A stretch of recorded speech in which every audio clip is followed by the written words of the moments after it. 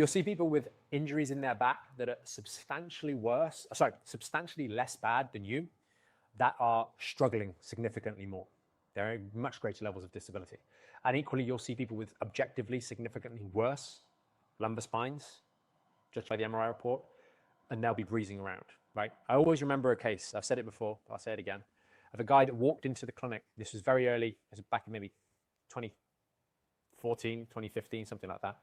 Walked into the clinic, he said, I've got some back pain, backache. It's been bothering me a long time, but you're doing a special thing. I get an x-ray, I'll do it. Let me know what's going on. Did the examination, did the x-ray, comes back. He had a grade 4 spondylolisthesis. His L5 had practically fallen off his sacrum. His spine was like over here somewhere. And so much so that his sacrum had actually grown, these osteophytes had gone forwards. He's evidently been there a long time.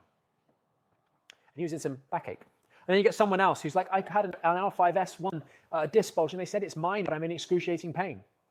That's the way the back is, unfortunately. It creates a lot of confusion around a lot of people. How you feel is quite irrelevant. It's a very, very subjective thing, and it's quite irrelevant to the back injury. And so what we need to do is acknowledge that things hurt or might not hurt or whatever. Acknowledge the symptoms. It doesn't take away the suffering, the pain, etc., irrespective of what's going on. But set about having some level of objectivity to it. And that's where you can really lean on your exercises in the early stages of the recovery process. Because if you struggle to get down onto the floor, you struggle to do a simple squat with like, maybe your squat starts off holding onto your partner's hands and you're doing, and that sucks, right? But that's a realization that you're not very good.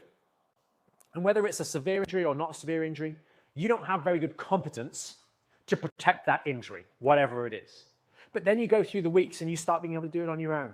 And maybe you're just being smart and you're going to a chair, right? And you've got your chair set up and you're doing like we talk about in the program, right?